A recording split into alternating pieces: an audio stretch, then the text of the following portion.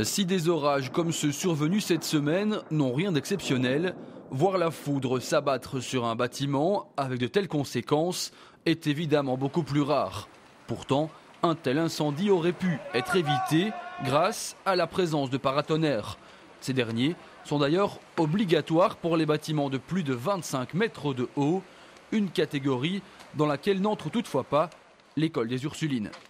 Jamais on ne peut pas dire, mais on diminue énormément la probabilité de ce genre d'incident, puisque l'objectif d'un paratonnerre est double. D'abord, créer des chemins préférentiels, donc des endroits où la foudre sait qu'elle va beaucoup plus facilement rejoindre le sol. Et comme les paratonnerres équipant un bâtiment sont obligés d'être reliés entre eux, on a aussi formation d'une espèce de cage qui protège le bâtiment, donc une espèce de cage de Faraday qui protège le bâtiment de ce genre de phénomène. Depuis le début des années 2000, une campagne a toutefois été lancée afin de démonter les paratonnerres datant d'avant 1980. Ces derniers contenaient en effet des substances radioactives pouvant être nocives en contact avec d'autres matériaux. Aux Ursulines comme dans d'autres établissements scolaires, ces paratonnerres radioactifs ont donc dû être retirés. Tout à fait. En fait, il faut d'abord savoir qu'avant 1980, on avait pour habitude de mettre dans les paratonnerres une pastille de substances radioactives parce qu'on pensait à l'époque que ça attirait plus facilement la foudre, ça augmentait l'efficacité du paratonnerre.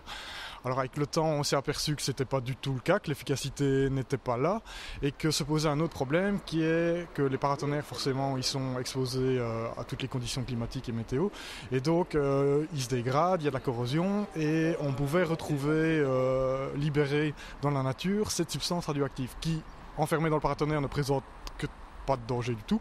C'est un très faible rayonnement, mais une fois dispersé dans la nature, on pourrait être confronté à des problèmes de santé publique. Et donc depuis 1985, il est totalement interdit d'en installer des paratonnerres avec une substance radioactive.